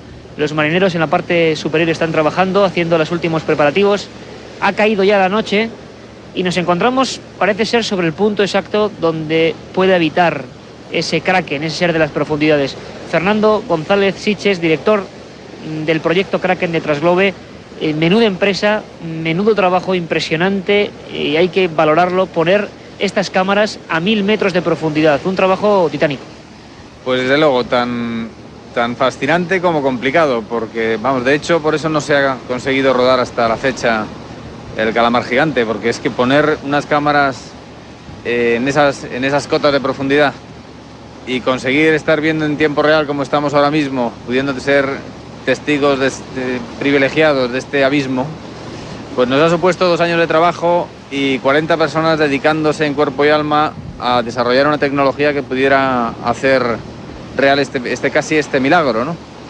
Pero el resultado, bueno, ahí lo tienes, es algo fascinante, estamos absolutamente emocionados. Es como ver otro planeta prácticamente aquí a través de los monitores. Exactamente, bueno, de hecho, como comentábamos antes en cubierta, pues es que es otro planeta. La Tierra, si tú le das la vuelta, si no la ves como solemos verla nosotros en los mapas, que es con los continentes, Estados Unidos, América del Sur, al oeste, y luego Europa en el centro, y si le damos la vuelta y lo vemos por el Pacífico y lo viéramos desde el espacio, veríamos que el planeta es un planeta azul, o sea, principalmente de agua. Hay mucho más allá abajo que por encima del agua, en la superficie, y todo absolutamente desconocido. Esto mismo que tienes delante, estas imágenes de los monitores, están hechas en un lugar, son imágenes de un lugar que no se ha visto jamás en la historia. Y no solo eso, sino que jamás desde la creación del mundo una luz artificial como esta ha iluminado ese fondo, ese limo que estamos viendo ahora, y a estas criaturas que pasan de vez en cuando por delante de la cámara, jamás nadie lo ha iluminado, salvo la propia luz bioluminiscente de los peces y los invertebrados del fondo marino. Nos da la sensación, Fernando, aquí al equipo de Milenio 3, de estar casi profanando un lugar, como tú decías, hermético, misterioso, lleno de seres, pues dignos algunos de pesadillas, ¿no? Porque estamos observando algunas criaturas difíciles de catalogar, seguro, que se acercan tímidamente a algunas de las 2 cámaras instaladas en boyas que están ya en el fondo submarino de Carrandi. Sin embargo, hay un ejemplar, como tú bien dices, que es la estrella por el que nos hemos movido, por el que estamos ahora mismo aquí transmitiendo en plena noche para toda la cadena SER desde alta mar, que es el Kraken, el calamar gigante. La verdad es que hasta hace bien poco, hasta hace apenas un siglo, era una leyenda digna de mentes calenturientas, ¿no? Este calamar inmenso de 20 metros. Sí, era al principio, en textos que se remontan al medievo, pues era un pulpo a veces, un calamar otras, un animal que surgía del abismo, atrapaba a los buques, los hundía hacia el fondo y se tragaba a toda la tripulación. Incluso con anterioridad a esto era una bestia legendaria que flotaba sobre el mar y formaba una especie de islas que hacían que atrajera a la gente hasta ellas, y que más decían que comía durante meses y se paraba a excretar toda esa comida que había comido durante otro mes, en el cual todo el mar se llenaba de sus excrementos, pero eran unos excrementos que atraían con olores maravillosos y con un sabor maravilloso al resto de las criaturas, peces, humanos y aves. Y el momento en el que aprovechaba el Kraken, se revolvía y se lo tragaba. Era la trampa del Kraken. Exactamente, que eso es una cosa que bromeábamos antes porque estábamos viendo gaviotas posadas encima de la superficie y decíamos, ojalá sea que el Kraken ha parado una vez más, y precisamente aquí donde tenemos las cámaras. Pero con el tiempo, los naturalistas de entonces, todavía no había zoólogos propiamente dicho, pues empezaron a ver que aparecían restos en las playas de un animal que encajaba perfectamente con la base de esa leyenda, que era, es decir, un calamar gigante, ¿no? Y en 1760 aproximadamente, un noruego, le puso un científico, un naturalista noruego, pues catalogó este animal, le dio nombre científico, le puso el nombre Architeuthis, y desde entonces pues dejó de pertenecer a la leyenda y a esa criptozoología. Entonces, por supuesto, no existía la zoología, imagínate la criptozoología, no existía la palabra como tal, pero a partir de entonces ya empezó a ser pues un animal que pertenecía al mundo de la ciencia. Bueno, Milenio 3, el único medio de comunicación, la cadena SER, para toda España y para el mundo, que está enrolado en este proyecto, en el proyecto Kraken. Hemos pasado ya 2 jornadas, ahora mismo es de noche, el mar con unas olas bastante imponentes nos lleva hacia el abismo aquí en el buque investigador. Y hay que decir que Transglobe Films ha puesto a disposición de todo el mundo en internet esa página www.proyectokraken.com, www.proyectokraken.com. Estoy seguro que muchísimos amigos de Milenio 3 ya estáis casi escribiendo y sugiriendo y dando vuestra opinión. Ojalá podáis ver en esta larga campaña al Kraken. Un viaje en busca del misterio. Milenio 3, en la SER. También los compañeros de Transglobe y de este proyecto Kraken nos hablaban de un tipo de cebo muy especial, las cámaras a 1000 metros, se dice pronto, de profundidad, en estas aguas muy encrespadas, muy violentas ahora mismo, están ya captando imágenes. Ahora mismo estamos viendo a Fernando Iglesias manejando los mandos, coordinando el vídeo, el zoom, intentando captar, pues prácticamente escrutar una negrura que es tremenda, que impone, que parece un planeta desconocido, como decíamos antes. Hablábamos también de ese cebo especial, compuesto de diversos componentes, que se supone que pueden atraer animales, que a su vez pueden atraer como víctimas del depredador Kraken. Carmen Porter ha estado hablando con los especialistas que están disponiendo ese cebo en el agua. Estamos ahora mismo con José Castro, tiene muchos premios en pesca, nos han dicho que eres uno de los mejores pescadores de España y eres el que te encargas del cebo en el proyecto Kraken. ¿Nos puedes decir de qué está compuesto ese cebo y qué pretendéis con él? Pues este cebo está compuesto por harina de pescado, sangre, aceite de pescado también y algo de vainilla. Fundamentalmente es harina y aceite de pescado. Lo que se pretende pues es atraer a pequeños peces que a su vez puedan atraer también al calamar gigante o al propio calamar gigante en sí. Eso es fundamentalmente lo que pretendemos. ¿Sabéis ya que con ese cebo puede acudir al lugar? Bueno, yo sé que muchos peces acuden al lugar donde lo pones, donde dejas este cebo, y aparte pues es muy oloroso, entonces es normal que traiga muchos peces y posiblemente al calamar gigante, ya como te digo. Bueno, pues muchísimas gracias, José, y te paso el relevo, Iker. A ver, Fernando, 200 metros, ¿dónde está la boya ahora? Descríbenos un poco qué puede haber ahí. Pues a partir de los 200 metros ya no hay posibilidades de meterte a bucear, aunque llevas un equipo especial. Tienes una oscuridad absoluta, total, y una presión que podría aplastar a un hombre en una décima de segundo. Y empiezan a aparecer los primeros peces de del abismo, los primeros peces que viven toda su vida en la tiniebla del fondo abisal. A los 200, ¿eh? A los 200. Lo único que pasa es que aquí la tierra lo tienen, o sea, lo que es el fondo marino lo tienen a partir de 550, que es donde está el fondeo. Y entonces todos los peces que encontremos ahora en la bajada, que la cámara ya está registrando, van a ser peces bentónicos, o sea, peces que no tocan nunca el fondo marino, y eso es mucho más difícil de atraerlos hasta la cámara en lo que es en la bajada, ¿no? Una vez que la cámara llega al fondo y empieza a esparcir ese cebo que va soltando ese rastro, entonces cuando tenemos posibilidades de ver alguno de los animales que incluso desde esta distancia de 200 metros donde está ahora, le han seguido el rastro, ¿no?, a la cámara. Date cuenta que es un cebo que a ellos les atrae, es una comida que va perdiéndose en la negrura del abismo y dejando un rastro de sígueme, que es lo que queremos, que todos los peces que estén allí en esa zona vayan a por ello, ¿no? Y esos peces no ven, se guían por el olfato y por algunos estímulos eléctricos y cosas por el estilo. 300 metros. 300, ya oscuridad absoluta desde hace casi 200 metros. Esa es una columna de agua que nadie ha descubierto todavía que pueda haber ahí.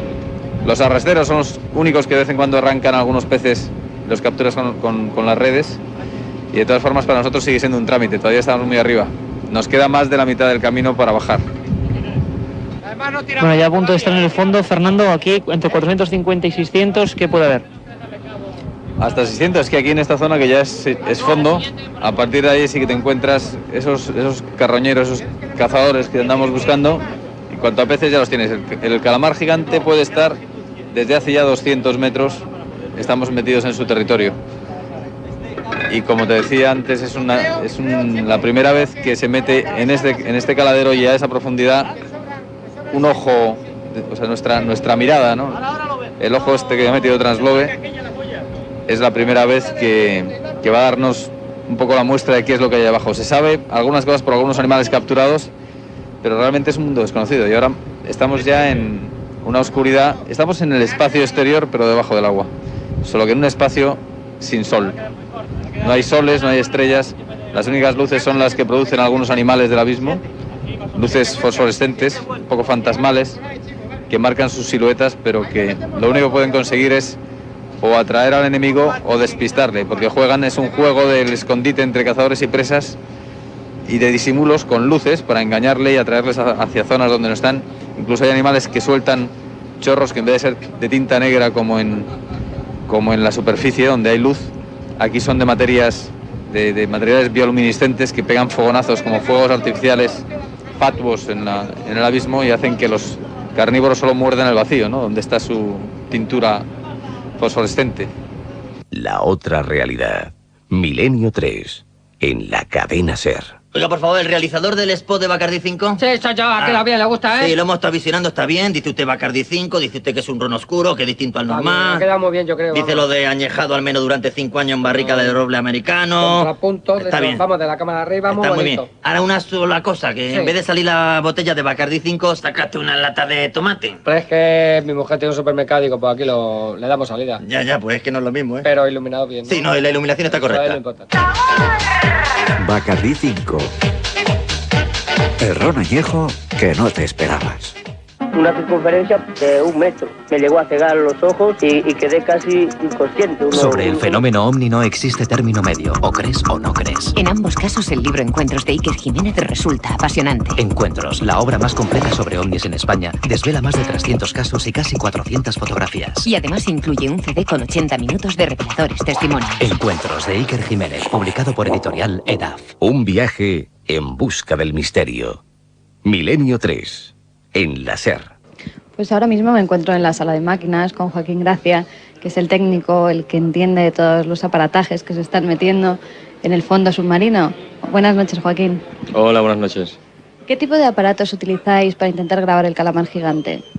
Bueno, utilizamos unos sistemas desarrollados por nosotros, en realidad son unas cámaras de alta sensibilidad que van dentro de unos cilindros preparados para aguantar altas presiones y las sumergimos a 800 metros y pico, de 800, 500 y 600 metros de profundidad. ¿Esta sala qué es? ¿Qué se puede ver aquí? ¿Qué intentáis? ¿Por qué habéis montado esta sala y para qué sirve? Bueno, esto es el módulo de control, esto está en la cubierta del barco. y aquí es de donde se reciben las señales de las cámaras que están situadas a esa profundidad, porque las cámaras mandan una señal de fibra óptica a superficie, a una boya, y la boya manda una señal vía radio de vídeo a esta sala donde nos encontramos. Y al mismo tiempo también podemos actuar independientemente de las 3 cámaras que tenemos, con 16 controles cada una de ellas. O sea, podemos ajustar foco, zoom, iluminación, activar cebos electrónicos de baja frecuencia vía radio desde este módulo.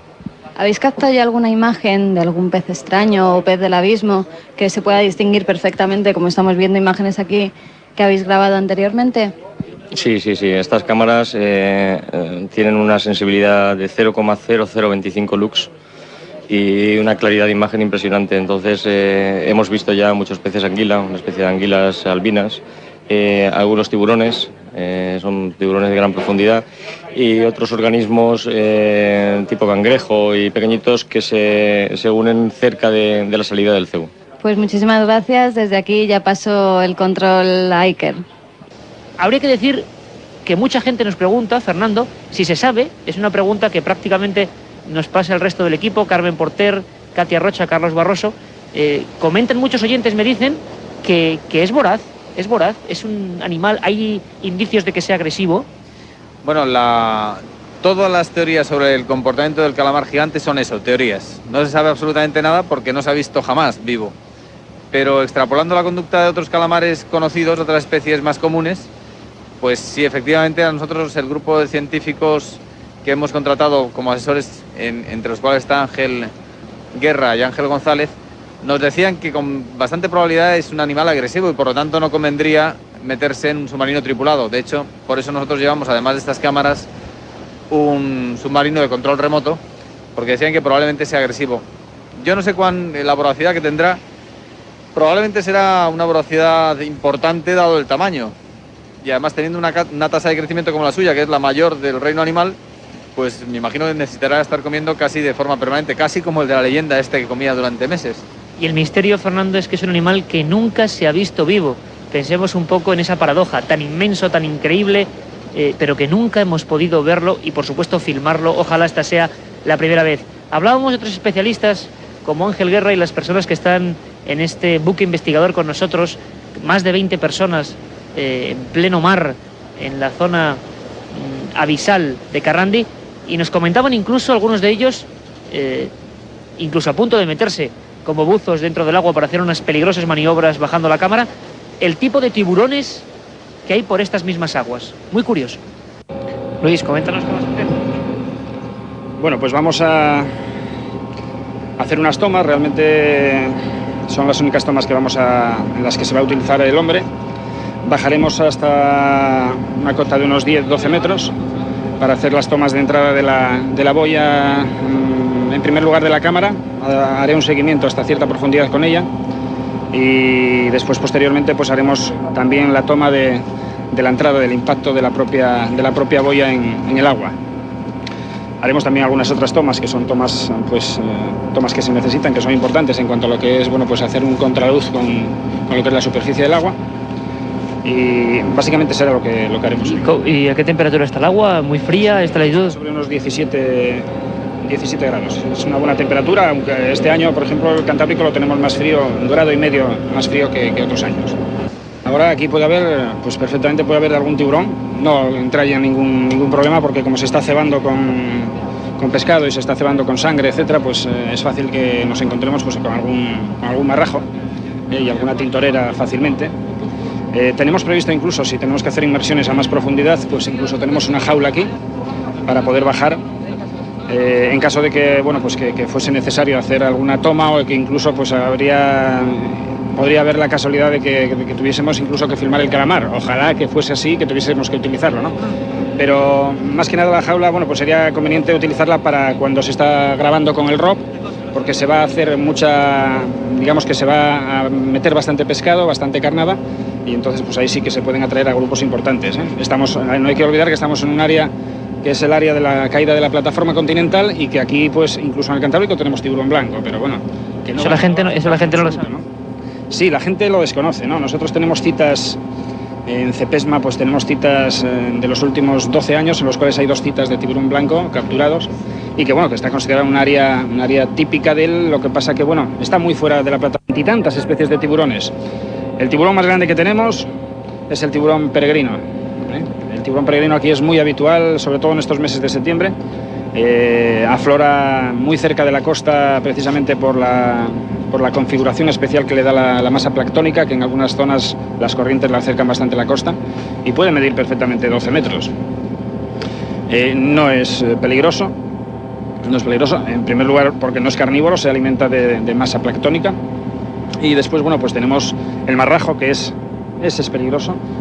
Es peligroso, yo te puedo contar anécdotas, pues incluso de pescadores que lo están capturando, que después de que le visceran completamente, que le sacan estómago, etcétera, pues si no tienen cuidado o protección en los pies, pues pueden quedarse sin un pie perfectamente. Después, digo, de viscerarlo completamente encubierta, ¿no? Acabamos de observar todo el proceso de la bajada de la cámara. Fernando, parece que de un tiempo a esta parte, en esta misma zona de Carrandi, se han encontrado varias especies, pero especies que no son precisamente el Architeuthis, el gran calamar gigante, sino uno bastante más chato, con garfios en los tentáculos, de aspecto quizá un poco más agresivo. Taningia danae es su nombre. Exactamente, el Taningia. Esa es la segunda gran estrella de nuestra película, nuestro segundo gran reto y gran objetivo. Es un calamar que es bastante más pequeño, tiene un peso aproximado de 150 kilos de máxima, pero es quizá incluso más atractivo para la ciencia que el propio Architeuthis. El Architeuthis, en cuanto a su estructura, a su fisiología, es muy parecido a un calamar convencional, el que todos conocemos, que todos hemos comido, y este Taningia es el raro de la familia. Es un calamar muy plano, muy chato, con unas grandes mazas, unos tentáculos acabados en órganos bioluminiscentes, con los cuales se comunica posiblemente o probablemente. Y tiene también, como bien decías, en vez de tener ventosas, tiene garfios. Y eso le hace un animal increíblemente extraño de aspecto. Sobre todo, tú imagínate, si apagamos aquí las luces, si te fijas, se queda completamente oscuro. Pues imagínate ahora que empezaras a notar una fosforescencia que se va acercando y que va aproximándose a este cebo que tenemos, que ahora mismo no se ve, pero que la propia luz bioluminiscente del calamar los iluminaría tenuemente, y al final acabamos viendo el ojo este enorme que tiene y cómo pasa alrededor. Podría ser algo espectacular, ¿no? Sin embargo, estamos viendo allí, aquí en la cámara 1, que nos ha dado antes unos problemas por los zarandeos a los que es sometida en la bajada de tantos metros. Me parece una especie de mancha allí también, siempre de un color como negruzco, parduzco. Eso podría ser algún tipo de pez, bueno, habría que catalogarlo, pez pelícano, alguna historia de este tipo. ¿Qué puede ser aquello, Fernando? No se ve muy bien, pero ¿qué puede ser? Pues a mí me da un poco de miedo decirte qué pueda ser, porque es que me doy cuenta que me sobrepasa. O sea, me ha pasado en algunas ocasiones estando en la selva, me ha pasado en algunas ocasiones a mucha menor escala en el arrecife buceando, pero joder, aquí es que esa estructura, ese pez, o sea, nada de lo que veo en este pez es común a los patrones que yo tengo. Entonces, no me atrevo a decirte, ojalá fuera un pez pelícano, pero hasta que no se acerque además más, se ve en movimiento. Es que me gustaría que la gente pudiera ver a través de nuestras palabras. Ahora se ha ido esta cámara, se ha ido a negro. ¿Qué ha pasado? Esta es lo mismo en la penumbra, o sea, los focos que tenemos aquí, el dimmer, yo subo y bajo la intensidad de la luz para que los peces estos peces que viven en perpetua oscuridad no se asusten mucho, y siempre estás jugando al límite de poder verlos. Pero claro, eso te hace ver en esta penumbra movimientos que son como bien serpentiformes, que nos pegan, nos llevan asustando desde hace 3 días, y cuando enciendes más la luz, algunos se han quedado, como el caso del tiburón, pero otros muchos, y casi todos, lo que hacen es salir. Hemos tenido 2 ocasiones, 2 peces diferentes de forma anguiliforme también, que gracias a Dios han huido hacia la cámara y nos ha dado tiempo a cogerlos, pero muchos, como este que has visto pasar, pues lo que hacen es alejarse. Hay que darles tiempo. Esto lleva 3 días cebándose y van a tener total de 15 días. Al final va a ser una parte de su ecosistema. Fernando, ¿podría haber peligro de que una de estas cámaras, en los días que ya vosotros continuéis la campaña en Proyecto Kraken, corriera algún peligro por causa de algún animal? Quizá un kraken pues de gran tamaño podría soltar la cámara o podría agredirla. Desde luego que sí, hay posibilidades, un kraken o un vertebrado. A mí me preocupa más un vertebrado por la fuerza que puedan tener. Un tiburón de gran tamaño, y en el abismo se sabe que hay tiburones muy grandes. Ya no te hablo del megamouth, que es famoso, porque eso sería ya un milagro que apareciera, pero son realmente monstruos enormes, y tenemos colgando bolsas de pescado. Entonces no me extrañaría nada o el mismo cilindro del cebo, pues que en un momento determinado, más que la cámara corre poco peligro, pero lo que sí que corre peligro es la estructura que sujeta al cebo, que llegue uno y lo enganche y se lo lleve, ¿no? Entonces tendríamos que volver a subir y volver a cebar, lo cual es un proceso que nos puede llevar un día por cada boya, ¿no? Un lugar completamente desconocido, aquí en la oscuridad, en las costas asturianas, tan cerca de la península, como decía Fernando González, auténticos monstruos que vagan por aquí abajo. Vamos a intentar aprender más de ellos. Una pregunta importante, Fernando, ¿qué supondría, pongámonos en el aspecto más positivo, a pesar de que el trabajo, lo repito de nuevo, es titánico, cada proceso son horas y horas, porque todo requiere de una técnica al milímetro? Fernando, ¿qué supondría que tras Globe Films, esta expedición española, captase por vez primera el Kraken? ¿Qué supondría? Bueno, pues para nosotros lo primero que supondría es ver cumplido un sueño de infancia casi. Supondría hacer historia. Supondría para la ciencia un paso de gigante en el estudio del Architeuthis. Y para los amantes de la criptozoología, como somos tú y yo, pues supondría además las posibilidades de abrir nuevos retos, porque te adelanto que si de verdad conseguimos aquí un calamar gigante, tras Globe Films va a poner todo el empeño en emprender una nueva campaña con la seriedad de esta, buscando otro de los grandes animales de la criptozoología, como es este Yeti, Bigfoot, Sasquatch, o como quieras llamarlo, este posible antecesor del hombre que pueda llegar, que puede estar todavía vivo en alguno de los rincones de la Tierra, ¿no? Esto todavía es muy aventurado, pero desde luego si conseguimos estas imágenes del Kraken, muchas cosas van a cambiar. Yo creo que solamente por el hecho de la seriedad con la que se van a tomar algunas cosas que hasta ahora no se tomaban en serio en este país, que tenías que irte a Estados Unidos para tomártelo, pues sería un paso de gigante, ¿no? Avanzaríamos enormemente y animaríamos a mucha gente a darse cuenta de que quedan muchos misterios y muchas aventuras y muchos animales míticos por descubrir, muchos de ellos en este mismo abismo donde ahora mismo están nuestras cámaras. Unos ojos que nos observan, seres huidizos, otros que se aproximan, parece que con curiosidad. Lo que no sabemos, y estaremos en conexión permanente con Trasglobe, con Proyecto Kraken, es qué puede pasar en estos 15 días donde los cebos van a ir, pues bueno, dejando sus sendas, su anzuelo para estos animales. Ojalá haya muchísima suerte. Ha sido un placer poder estar aquí de testigos Milenio 3, bueno, enrolados, como decíamos antes, en este gran proyecto de aventura. Y os lo vamos a decir muy sinceramente, porque en este caso somos casi oyentes y aprendices de este tipo de aventuras. Qué orgullo, qué alegría que aún en este tecnificado siglo XXI, todo medido, como decíamos, al milímetro, haya gente con ese espíritu aventurero auténtico que parecía ya perdido, capaces de jugarse el todo, por algo que no sabemos si va a aparecer o no. Pero desde luego esta experiencia humana, esta experiencia zoológica, esta experiencia de misterio va a merecer mucho la pena, y estoy seguro, Fernando, consigamos ver al Kraken o no, que esto ya es historia, y eso es importante. Pues muchísimas gracias. Y a mí lo que me alegra es que tener un amigo como tú aquí, siendo testigo y disfrutando igual que yo de esta gran aventura. La otra realidad. Fenómenos extraños. Misterios sin resolver. Milenio 3. En la SER. Din don din, din don din. Último aviso para el pasajero Gervasio Pons. Llevamos 20 minutos esperándole en el avión, joder, ya le vale, ¿no? Din don din. Aguante un poquito, que me acabo de pedir un Bacardi 5, hombre. Din don din. Oiga, Gervasio, que ya está bien, ¿no? Din don din. Voy. Es que Bacardi 5, hombre, que está añejado en barrica de roble americano, no voy a tirar la cosa. Din don din. Gervasio, nos vamos. Una lagrimita me queda. Ah, se siente. Din don din. ¡Me que trefe! Bacardi 5.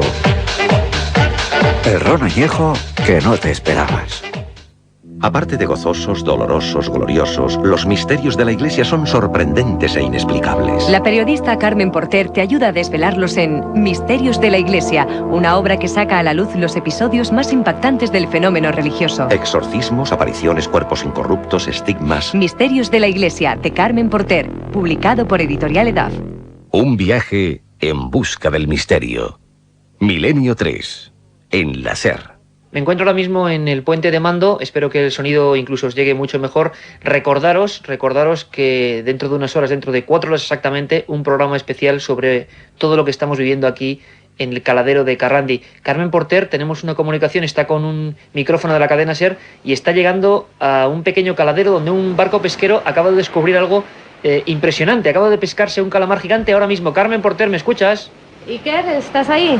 Te recibimos perfectamente, Carmen. Pues mira, Iker, acabamos de llegar con la lancha hasta el pesquero que ha recogido en sus redes un calamar gigante.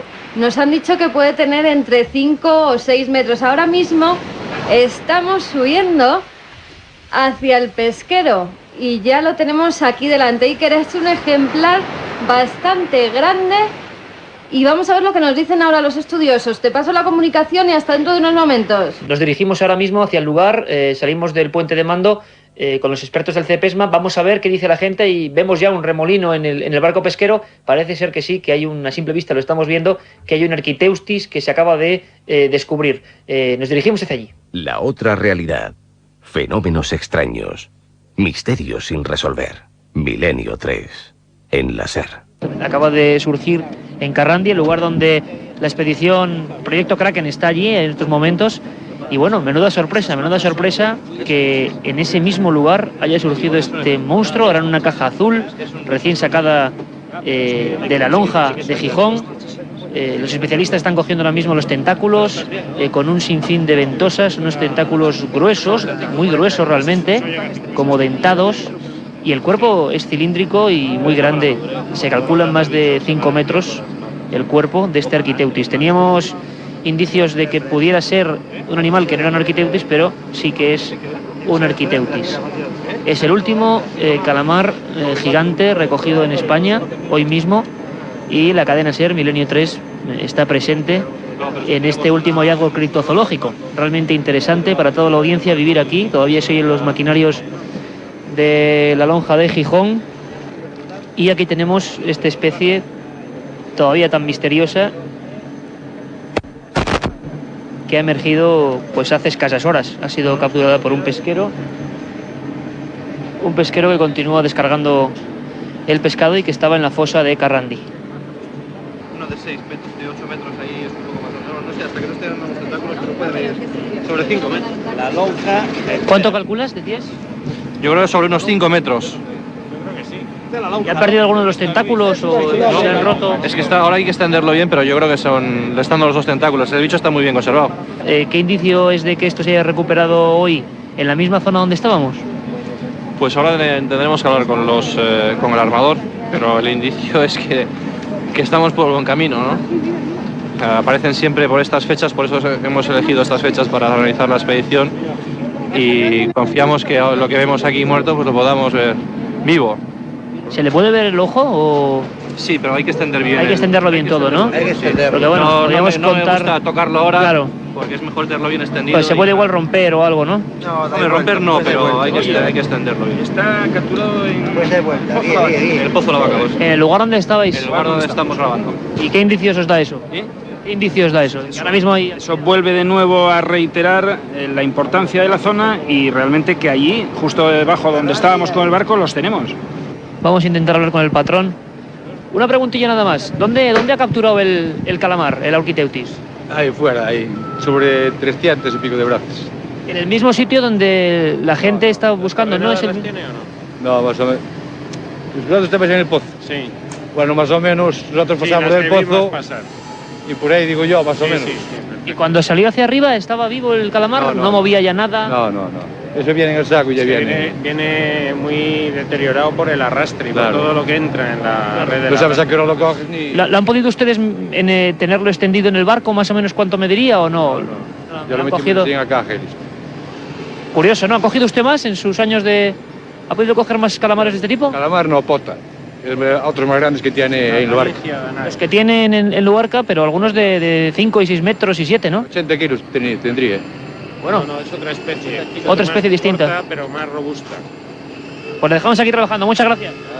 Pues aquí continuamos en el barco investigador, poniendo recta final a este programa especial de Milenio 3. Quiero avisaros a toda la audiencia que esta misma noche, una hora mucho más extensa, con muchos más documentos de este programa, creo distinto a todo lo que hemos hecho. Y no podíamos poner el colofón sin poner la mirada en Egipto, en el país de los faraones, pues a unos 4.000 kilómetros de aquí, del abismo donde estamos. Y allí está el único reportero español que está en ese lugar, se llama Francisco Contreras y por supuesto es corresponsal de Milenio 3. Francisco, ¿qué está ocurriendo en Egipto ahora mismo, compañero?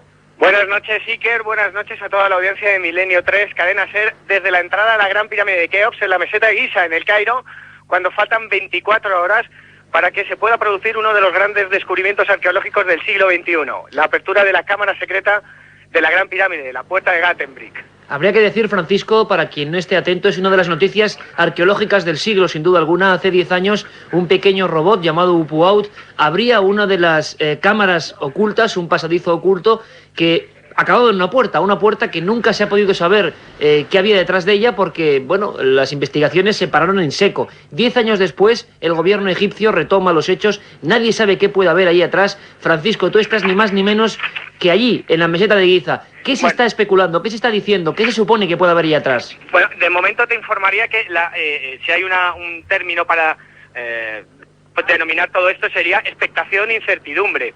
De Milenio 3, la cadena SER es el único medio de comunicación acreditado para el evento español. En el Hotel Mena House se está instalando ya una sala de prensa con diferentes pantallas para transmitir en directo el evento. Hay que matizar que todo ocurrirá la madrugada del lunes al martes, del 16 al 17, en directo por el canal satélite digital National Geographic. Empezará a la 1 de la mañana y se reemitirá a las 9 de la noche. Y bueno, pues los arqueólogos Hawass, el director del Consejo Supremo de Antigüedades egipcio, y Mark Liner son los encargados de llevar el experimento. ¿Qué van a hacer? ¿Qué es lo que se va a hacer? Efectivamente, como decías, en el 93 Rudolf Gatenbrick descubría en uno de los canales de ventilación que hay en la Cámara de la Reina una pequeña losa, una pequeña puerta.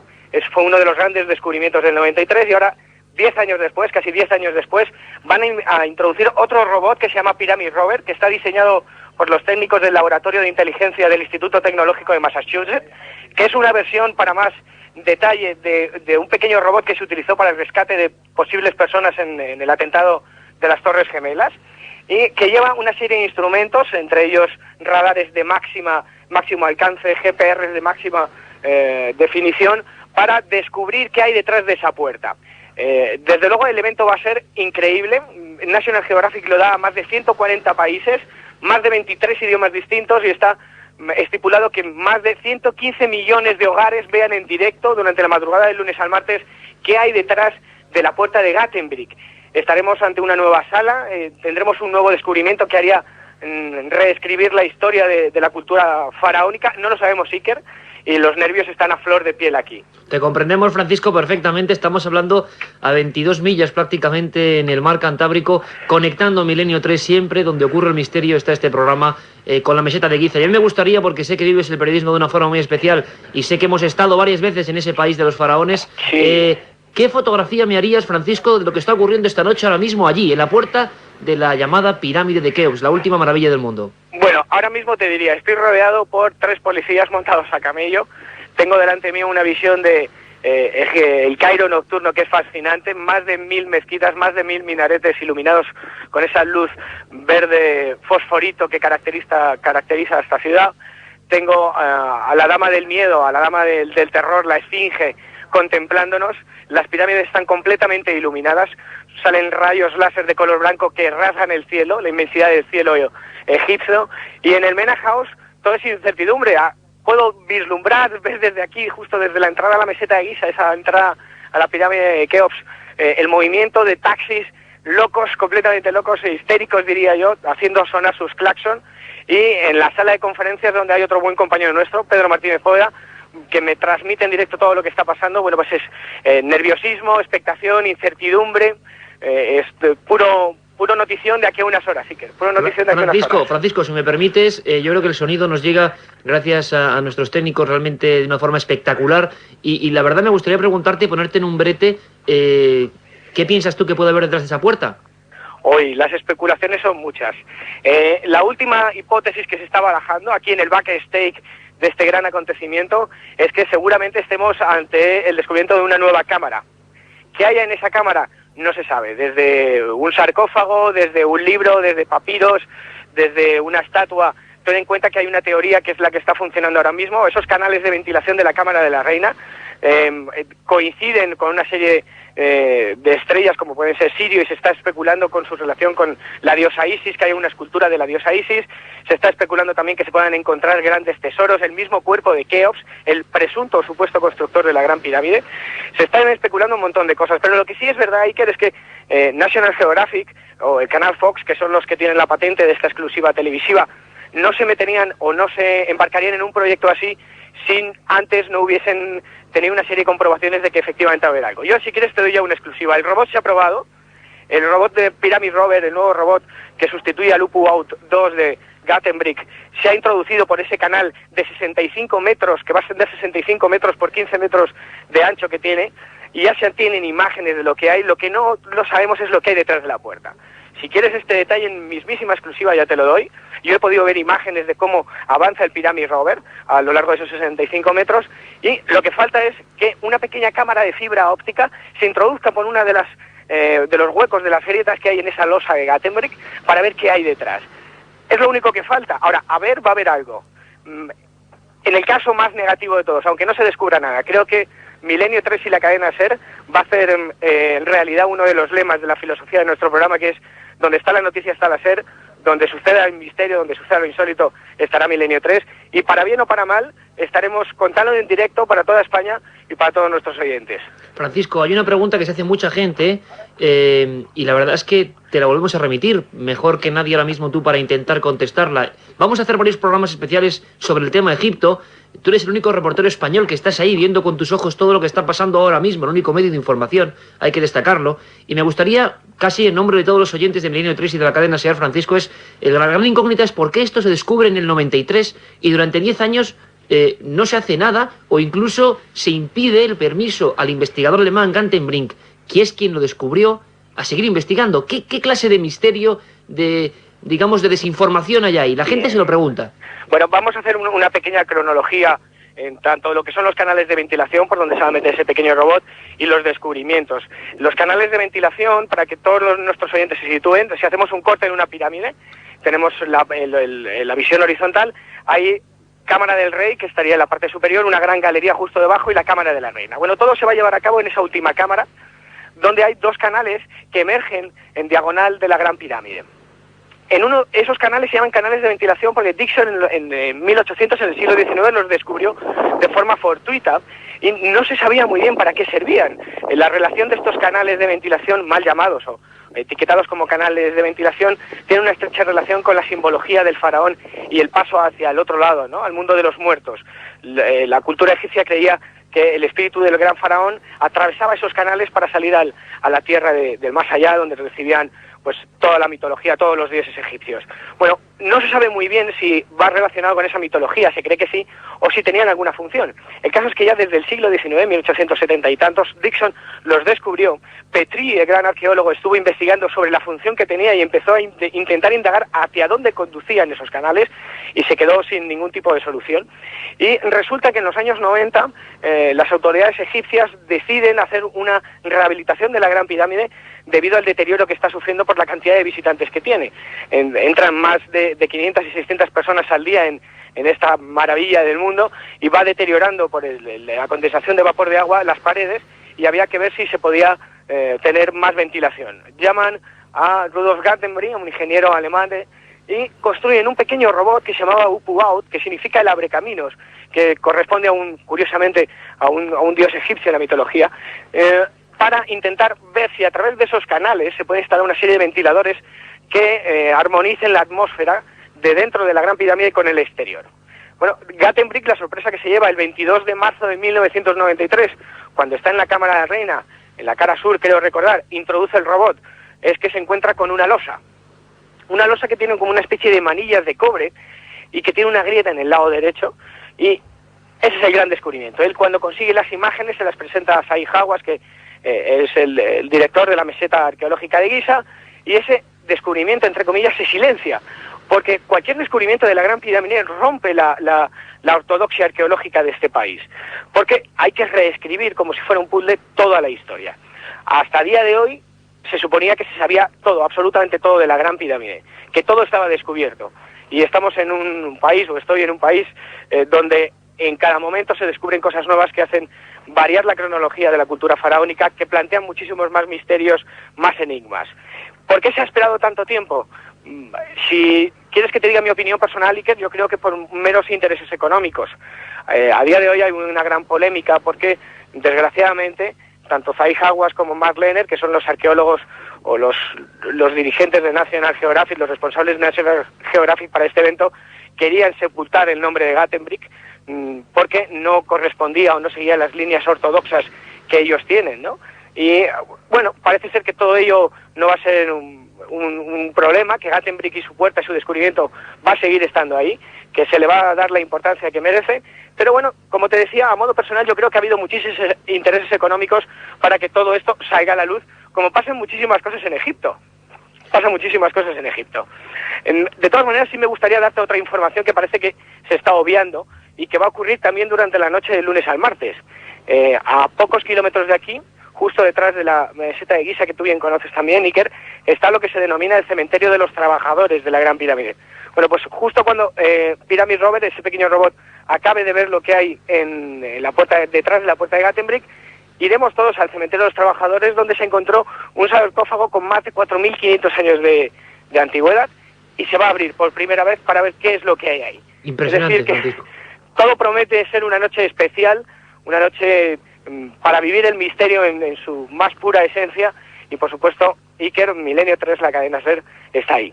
Francisco, realmente te envidiamos desde aquí, desde el abismo, donde hemos visto, y te contaremos a la audiencia, ni más ni menos, un montón de cosas increíbles. Estamos en comunicación entre la criptozoología y el misterio auténtico de la arqueología desconocida de Egipto. De todas formas, estoy seguro que muchísimos oyentes te están envidiando por estar en ese momento en el punto de la noticia, como debe ser, Francisco, y la verdad es que te felicitamos por ese estupendísimo trabajo, y además avisamos a cualquier programa de la cadena SER para que estemos en permanente contacto. De todas formas, antes de despedirme, compañero, me gustaría decirte, sigue impresionando tanto estar a la sombra de la Gran Pirámide, ¿verdad?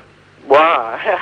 Son 140 metros con más de 2 millones de rocas, de bloques de piedra caliza. Algunas de ellas sí que pesan 40 toneladas de peso, y a uno se le rompen los esquemas, ¿no? Para saber cómo emergió esto, cómo se construyó, y uno sigue sintiéndose muy pequeñito a su lado, muy pequeñito a su lado. El aroma que tienes, la atmósfera que se vive alrededor de Kefren, de Keops, de Miquerinos, y pasear por el Cairo, por el Khan Khalili, por sus callejuelas, por la mezquita Saladino, sigue siendo increíble, maestro. Donde está el misterio está la SER, como hemos dicho varias veces, y en este momento donde ocurre y donde va a ocurrir aparentemente algo histórico, está este detective de lo insólito, nuestro amigo Francisco Contreras Gil. Francisco, un abrazo muy fuerte, un abrazo al compañero Pedro Martínez Poveda, y gracias por esta información. Estaremos en permanente contacto con el micrófono donde está pasando el misterio. Un abrazo muy fuerte, compañero.